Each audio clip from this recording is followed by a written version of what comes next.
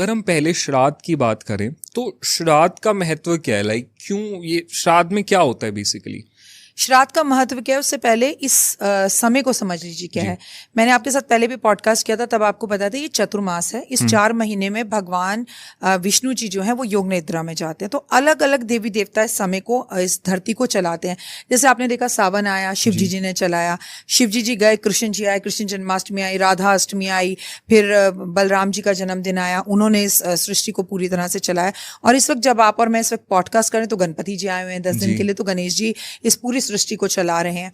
गणेश जी जैसे ही जाएंगे, अनंत चतुर्दशी वाले दिन उनका विसर्जन होगा, तब अगले दिन से श्राद्ध शुरू हो जाएंगे पूर्णिमा से। तो ये ना, अब हमारे पितृ जो हैं 15 दिन के लिए इस धरती को चलाएंगे। अब हम पितरों की बात करें मेरा बच्चा, या श्राद्ध की बात करें, पहले मैं आपको बता दूं वो भगवान से कम नहीं है।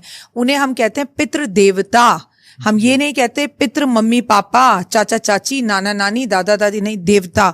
मतलब ये कहा जाता है कि अगर आप भगवान से कोई अर्जी लगाते हैं और मांगते हैं कि हमें कुछ चाहिए, तो पहले भगवान भी आपके पितरों से पूछते हैं, हाँ भाई तेरा ध्यान रखा था, कोई श्राद्ध, कोई तर्पण, कुछ छोड़ते हैं तेरे बच्चे, कोई अमावस पे किसी ब्राह्मण को भोजन कराते हैं, बताओ तुम्हारे बच्चों की अर्जी है, ये करें कि नहीं करें। लाइक अ प्रिंसिपल हमारे पितरों का आशीर्वाद हमें मिलता है।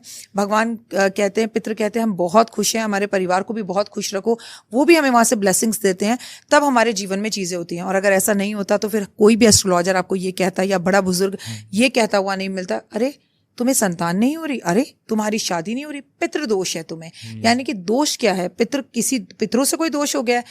हमारे पितृ कहीं ना कहीं किसी ऐसी यातनाओं को, ऐसी योनि को भोग रहे हैं, या वो दुखी हैं, या हमने उनका तर्पण ही कभी नहीं छोड़ा, या एक जिम्मेदारी साल में एक बार करने के लिए आती है जब हम अपने पितरों के लिए कुछ करते हैं, उसे पितृपक्ष कहते हैं। ठीक है।